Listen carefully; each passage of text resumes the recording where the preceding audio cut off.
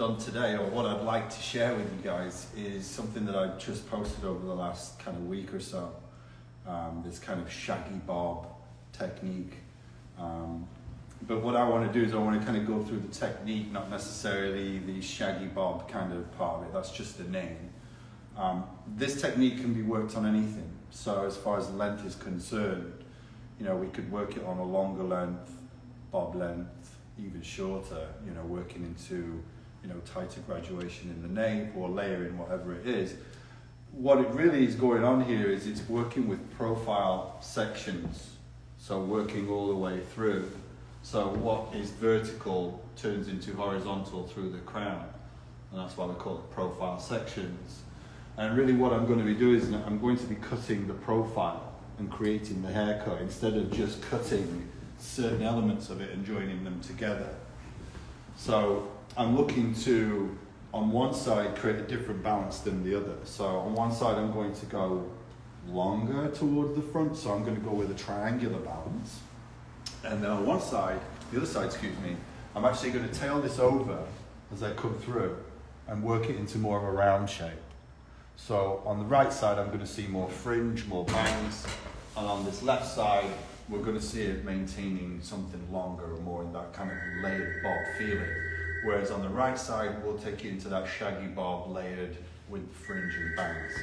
So my sectioning first, I'll just discuss that. This is the triangular side. And so when we say triangular, what that means, guys, we can just see this cable. It means it gets longer, heavier towards the front.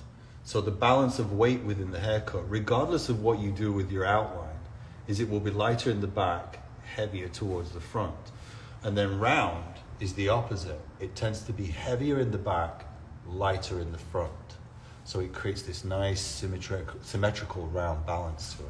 So I'm going to work with both balances here so that you can see and you can utilize it in your everyday work. I'm not going to show you one haircut, I'm going to show you ingredients to create lots. So what I've done to begin with is I've sectioned at the high occipital. So you can see the high occipital, it's right where that head will now turn into the crown. And here's like the lower occipital area where it really turns into the nape area. So it's right where that comb touches. So you can see the flat area is touching right there. So it's the top part of the O-bone. I've followed that ridge down to the mastoid. And then all the way here, right at the top of the crown, I've sectioned down to the same area right behind the ear and this mastoid area. So I'll be working segments. So because I'm going to get heavier towards the front, I'm only going to work up to the crown and follow the head shape. And then I'll get longer through this panel here. Whereas on the other side, what's happening here is, it's a little different. I've sectioned the same here, but instead of sectioning at the top of the crown, I've worked it all the way to the apex, the top of the head shape. See, on this side, I'm not going to get longer. I'm actually going to start to follow that head shape around. So that's why I brought this further forward, so I can copy that head shape and then bring in that into the front. So that's the science behind what I'm doing. I'm not the only one cutting hair today. Let's see what Kelly's doing. Hello, good morning, everybody. I am going to be working with the razor today, and what I have here is a pretty strong classic graduated bob. And what I wanted to do is kind of take this haircut and show, this was cut with the scissors by DJ on one of our classes.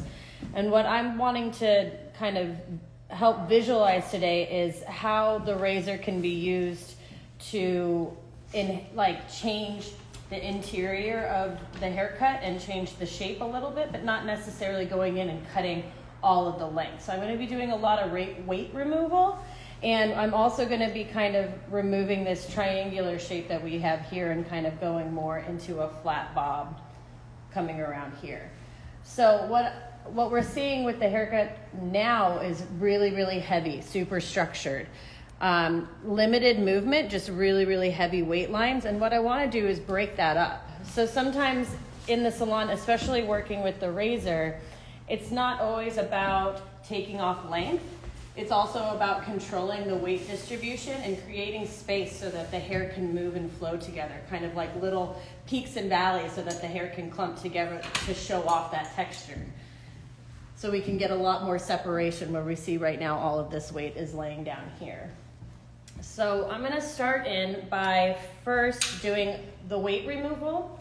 Now when I'm doing a haircut with the razor like that, we go in and remove the weight first because that's gonna affect our line at the bottom. I don't wanna go in the line and then take the weight out and see that my line has bumped up because there's less weight pulling it down. We wanna release that first and then work on the structure. So knowing that we're gonna stay with this bob shape, I'm just going to be taking these sections around.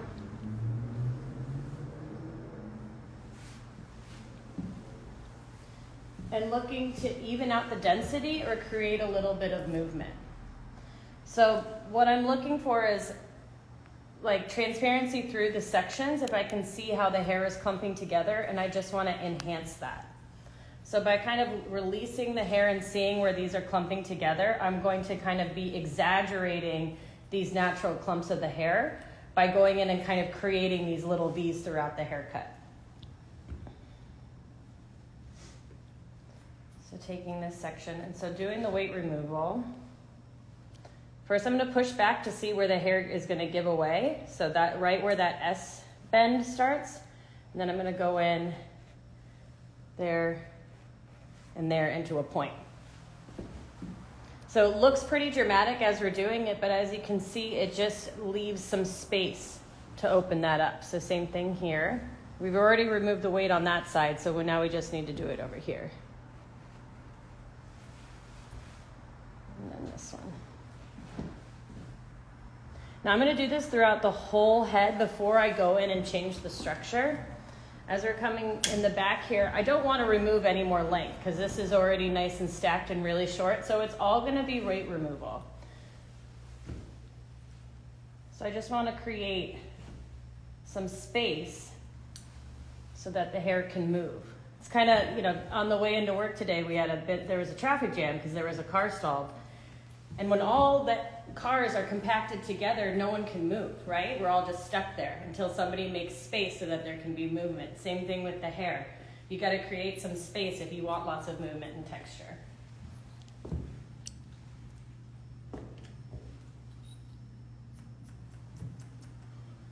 Hello. So what I've done to begin with is I've just established my length down here. And what I'm looking to do now is use this as the guide to take me into the layering, and I'll create the length in the front afterwards. But now what I've done there is I've given myself an outline. Now my aim is to keep that all the way through. I don't want it to kind of jump up in the front or get too light in the front.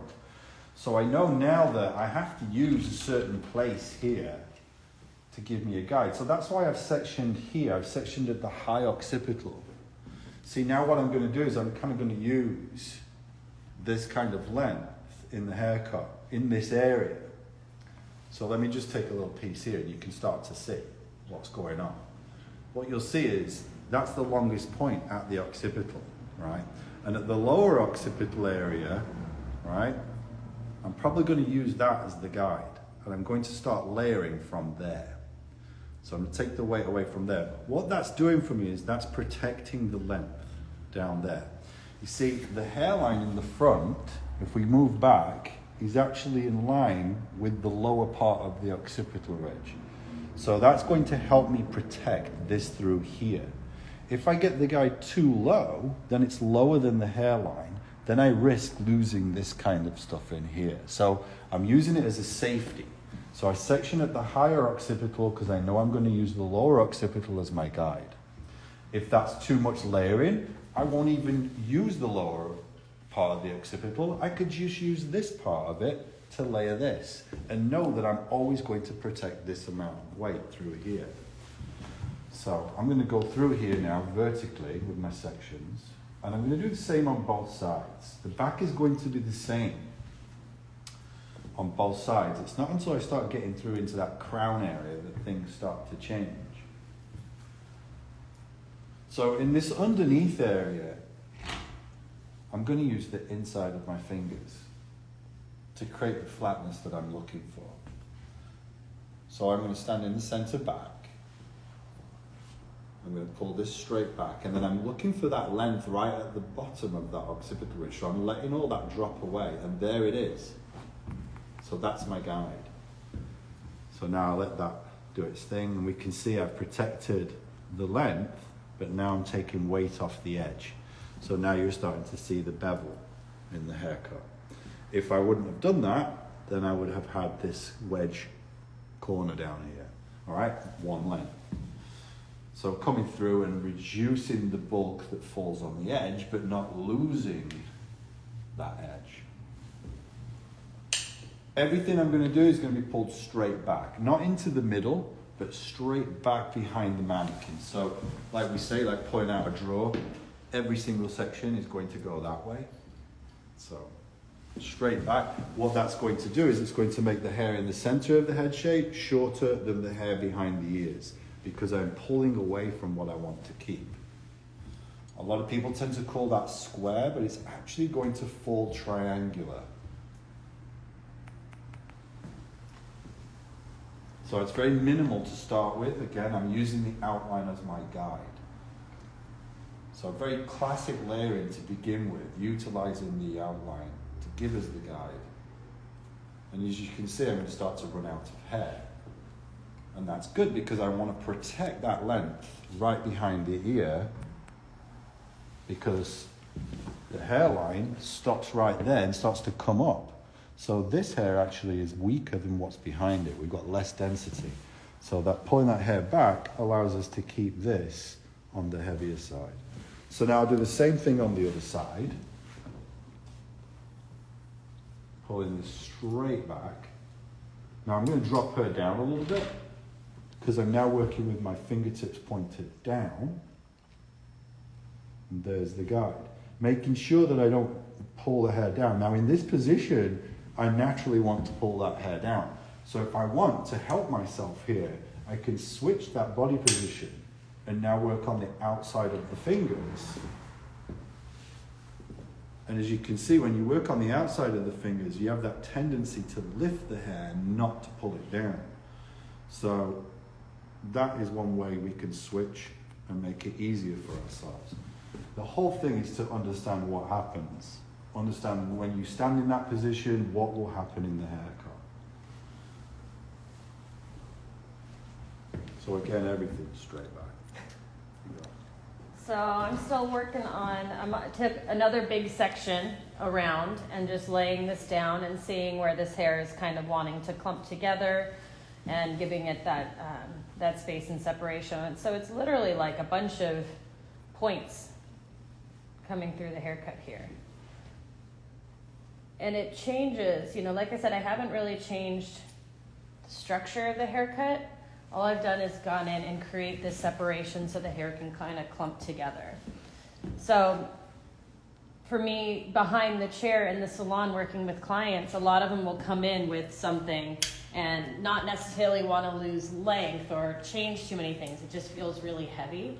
The razor is such a good tool to utilize in that situation, because you can go in and just do weight removal as the haircut, not necessarily take off inches off the bottom. I also just really enjoy this type of hair cutting because it is so visual, but you can see how these like little flips are kind of just happening in the hair now because I'm cutting them into these points. So I've moved on into the crown area on this left side. So this left side, I'm going to cut triangular. So we're going to get longer eventually through the top area. But what I'm going to do now is I'm going to connect it into what I've got going on through the occipital area. So again, straight out from the head shape. And now I'm definitely going to be working on the outside of my fingers so that I can get the curvature to follow the head shape and also get the elevation I'm looking for. So there's the guide. So now all I'm doing is I'm following the contour of the head shape all the way through the crown.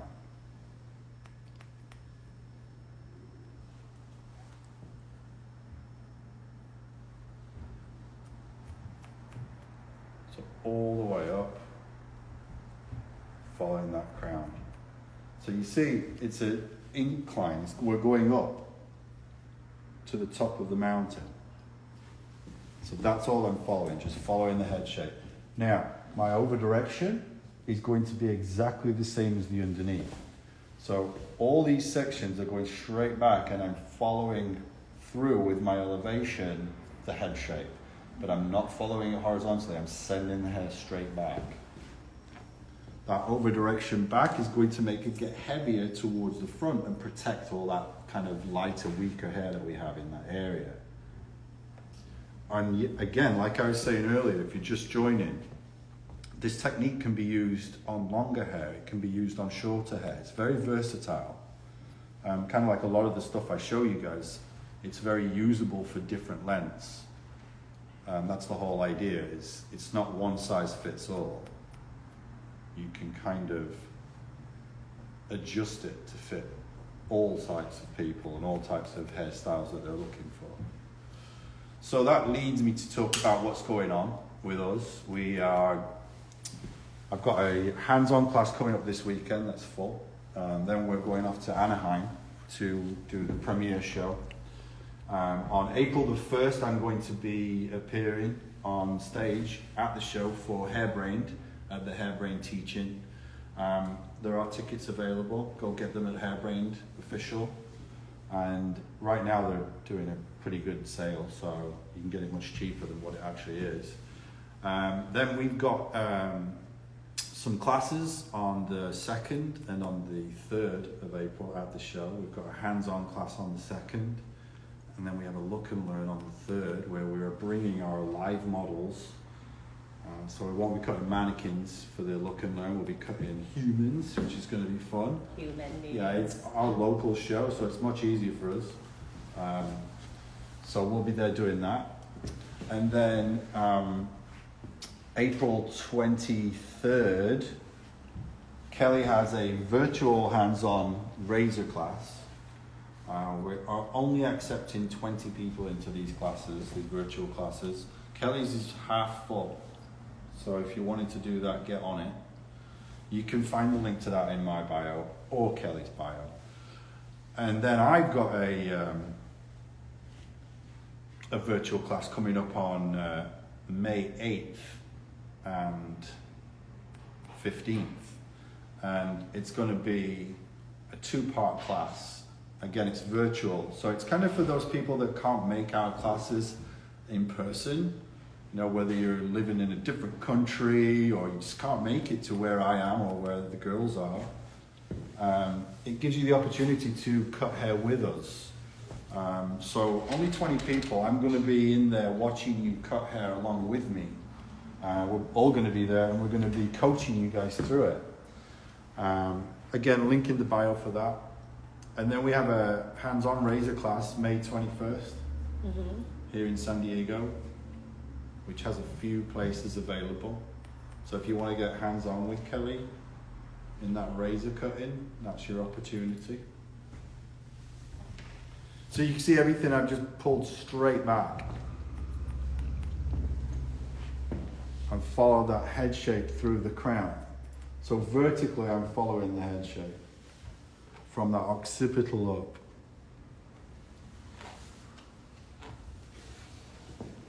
Okay, I've done all the weight removal. You can see how much more movement and space we have in there, how that texture is showing a lot more.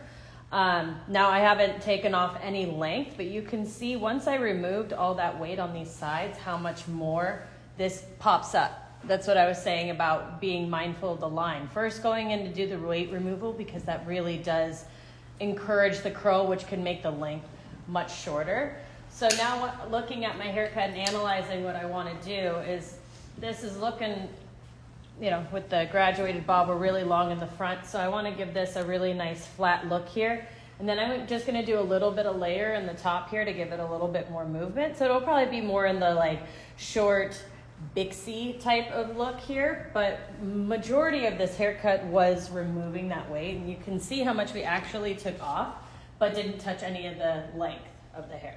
Did you get the Google eyes? Yeah. Yeah. What is that?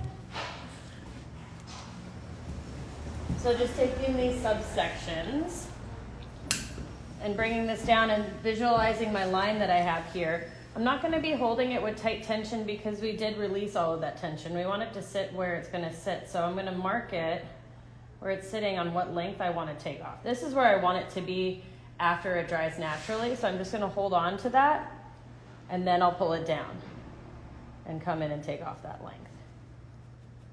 It's going to give me a more accurate melt in there. Cool. Yeah. All right, so I've moved through to the top now, that front panel.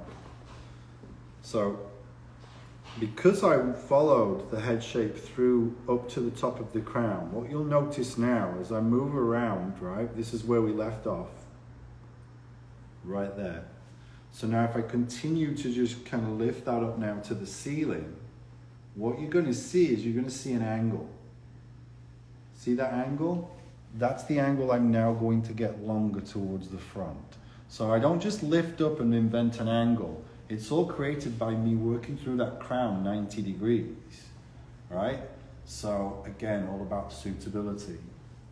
So now working that longer.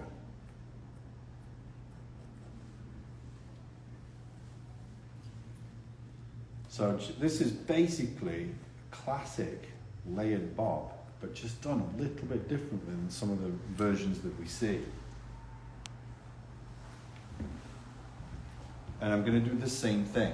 So if I over-direct it straight back, then as I move my elevation up to the ceiling, I need that elevation to go straight up to the ceiling. So we keep this consistent all the way through. It's all about fluidity of shape, right? So I'm not looking to create harsh corners in this haircut. It's all fluid all the way through.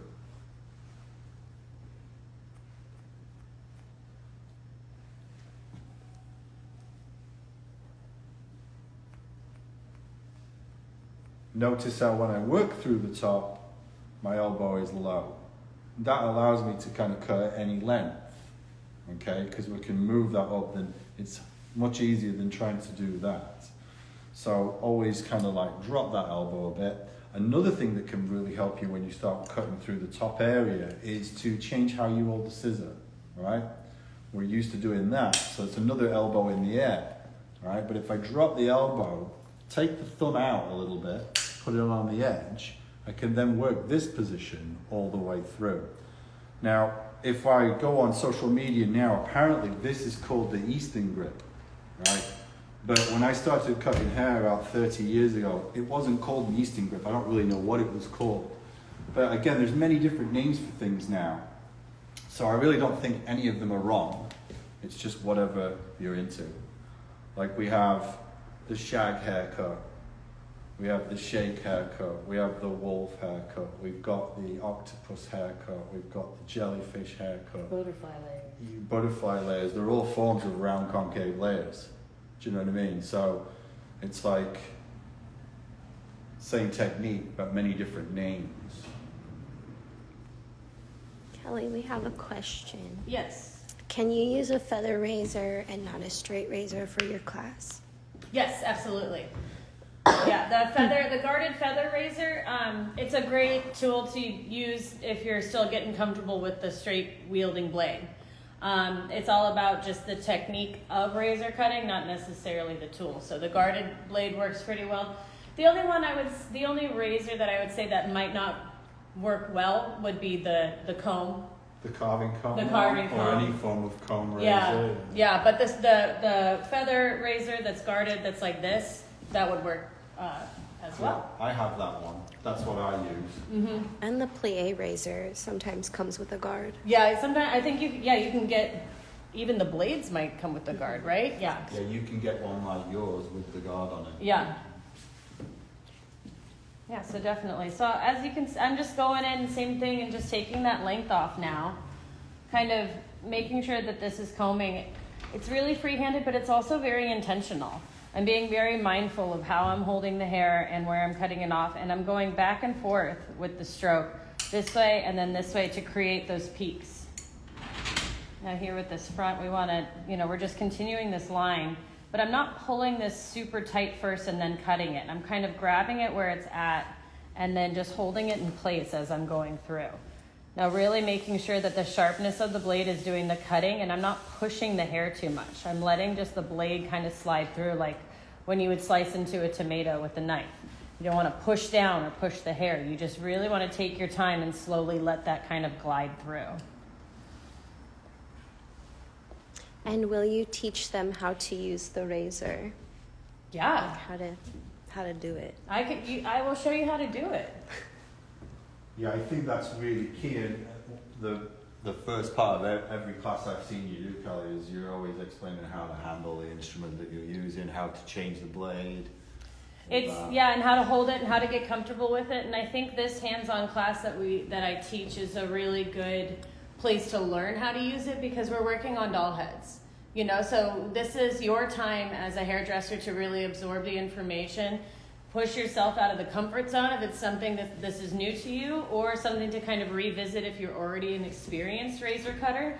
But the doll heads will always love their haircut, and this is a great chance to get comfortable with another tool in your huge tool belt as a hairdresser. And as far as in the class, we're all going to use the same mannequin. Yeah. That's the thing with the virtual class. I've got hair art to give you the same deal that we get. So you're going to get a mannequin at cost for this class, which is quite good because they're really expensive mannequins nowadays. But when you buy the class, you'll get the link, and then you can order their mannequin, and they'll give it you at my cost, which is half price, which is awesome. So as you can see, because I didn't do any of the length in the front, I've got now an option as to if I keep that line square or if I work to more of a triangular line. It's entirely up to me. I'm just going to kind of just freehand that off because of the wave. And then as you can see, we've got a really nice, classic layered bob, but obviously leaving the front on the heavier scale, no bangs involved, no fringe. So now let's take that, the other side, and let's create that. Let's work through now into a fringe. So I really don't need this side anymore. I only need what's down there as the guide. So I'll just pin this away. Okay, I'm loads of clips on me. Okay. Clip guy.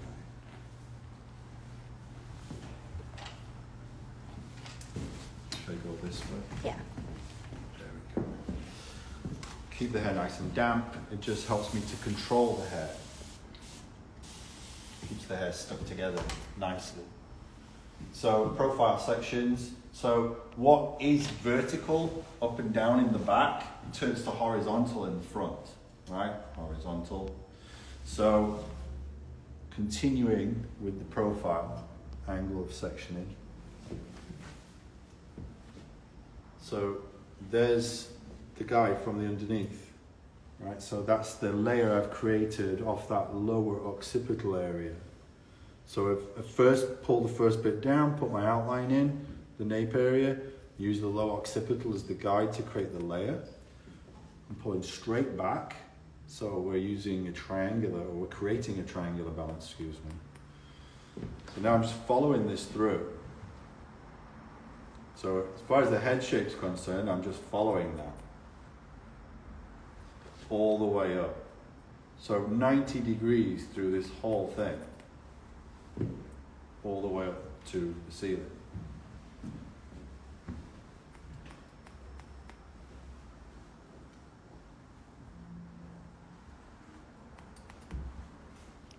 So what I'll do is I'll do the exact same thing as the other side as far as over direction. I need it to connect to the underneath. I need it to be fluid, so I'll do the exact same form of over direction and elevation. The only thing that's going to change compared to the other side now is my cutting angle. So it's always my fingers that are going to create this angle all the way through, along with that elevation.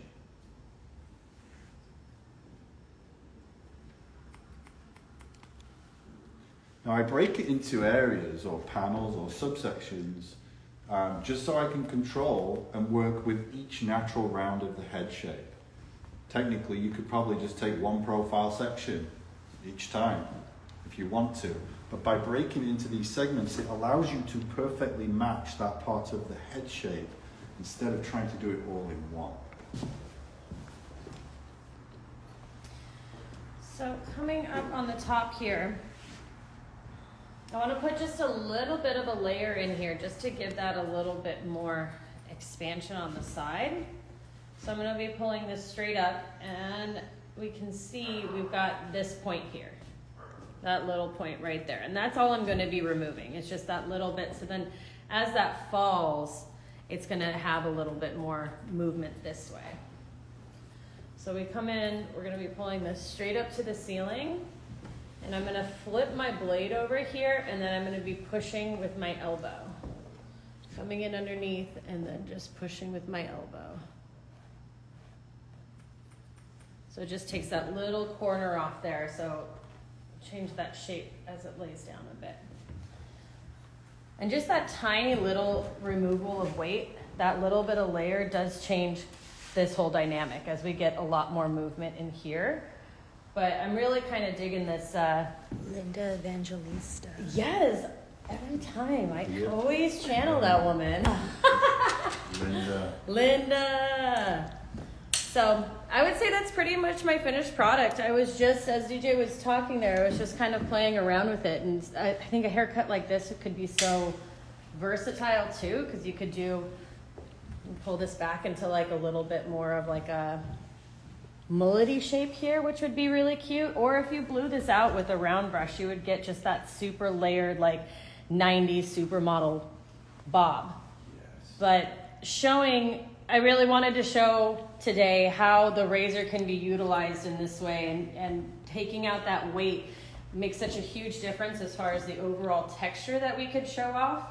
And also, just that little bit. It's all about like finding your eye and seeing what needs to be removed and what needs to stay, because I didn't take off any length around here or in here. It was literally just that little front corner, weight removal, and then that bit of layering on the top. So there she is. Yeah. I'm going to let this air dry, and then I'll post some pictures of it on my Instagram page. Kelly Does Hair. And that's it. Thanks, guys. Yeah. Don't forget to sign up for Kelly's class. Sign up for my class. Yeah. Follow the link in the bio if you want to. It's a good class. Yeah. So now, I've worked that all the way up, you can see, through to the apex. So now it's working down and following this part of the head shape. So straight up to the ceiling. There we go. So now I can see that. I can start working downhill.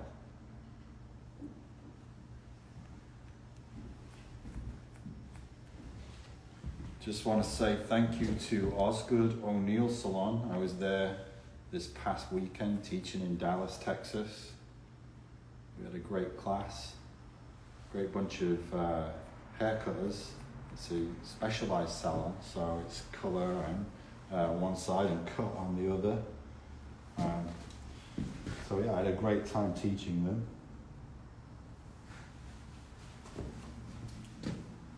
So same process, guys. That's what makes this haircut pretty simple. Right? It shouldn't be difficult. And that's the whole point in Knowledge Destroys Fear, is to just identify how we can make things so much easier. So you see how I'm using this hand position? This is because I'm really kind of classically trained in haircutting. So I'm always kind of wanting to work that way. But if I just change that, drop the elbow, it just makes it so much easier on me. So like 20 plus years of doing this, probably not the best thing for you. So get in the habit of doing these things now.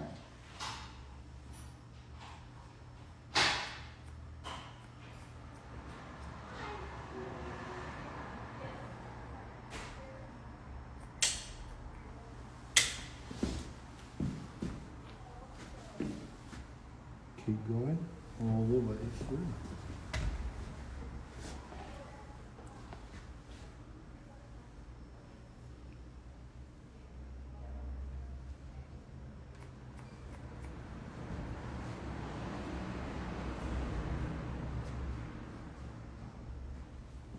So usually when we go live, we actually go live on our private page.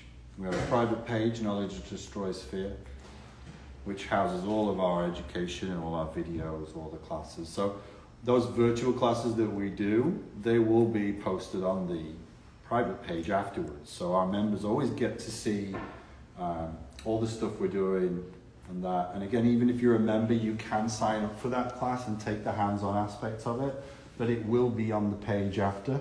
You will get to see, but it'll be more of a look and learn kind of a scenario. Can you recap how you did the front and the side panel? So what we've done, guys, just for those people that are just joining us or forgot what I'm doing, we've been doing a lot. So what I've done is I've actually created a bob outline in the back. So I sectioned originally, let me just finish this and then I can just do a proper recap for you guys. So again, everything has been brought up to the ceiling, following that through.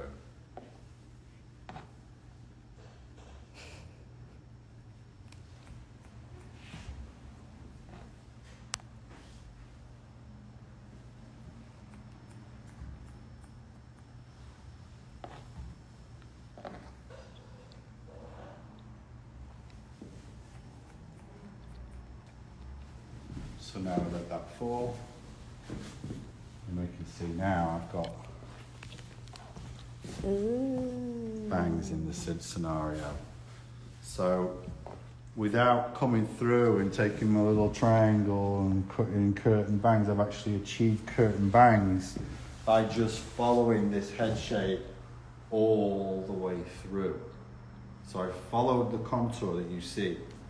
So you could do that out here. This can be worked on longer hair. It's going to give you that face frame. So really I've just created round concave layers by starting in the back. Both sides I've done very similar things, but on one side I've worked triangular and one side I've worked round. So on this left side it gets heavier. So I have a heavier balance, as you can see. So I've got more of your traditional layered bob or lock kind of shape.